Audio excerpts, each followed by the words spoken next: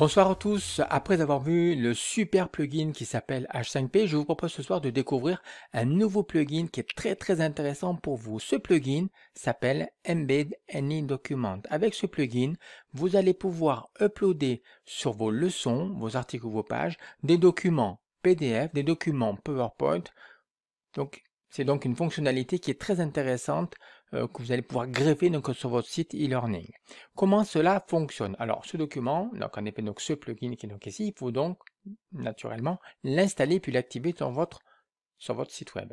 Je vais donc aller ici sur mon site, dans mon tableau de bord. Je me dirige vers les extensions qui sont donc ajoutées, installées.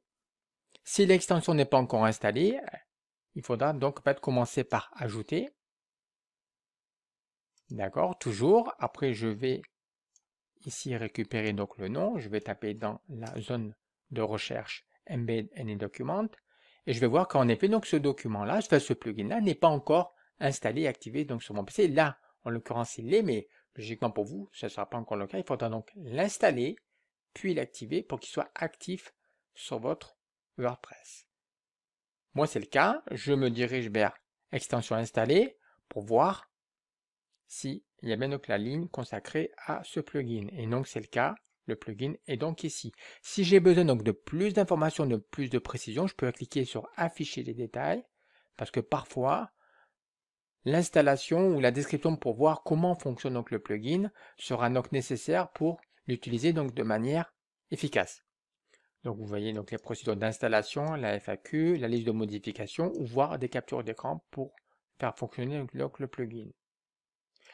Le plugin étant actif, il ne me reste plus qu'à intégrer donc sur mes leçons les fameux documents de type PDF ou PowerPoint. Comment ça se passe? Je vais retourner ici sur mon LearnPress où j'ai déjà un cours consacré à H5P. D'accord? Je décide donc de créer d'afficher une nouvelle leçon que je vais donc appeler la leçon numéro. Pour l'instant, j'ai 2 leçons. Je vais donc modifier le cours pour ajouter donc la leçon numéro 3. Cette leçon donc au numéro 3, je vais donc ici, leçon numéro 3, ajouter un PowerPoint.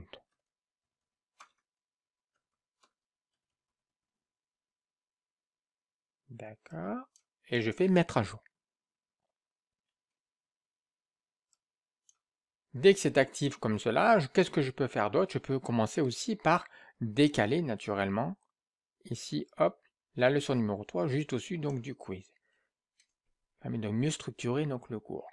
Je souhaite maintenant ajouter vraiment le PowerPoint sur la leçon. Je vais cliquer sur le petit crayon qui est donc ici. La page de contenu donc s'ouvre. Il ne me reste plus qu'à cliquer sur ici la petite insertion Add document ici qui permet d'intégrer donc le document PowerPoint PDF donc sur la leçon. Je clique ici.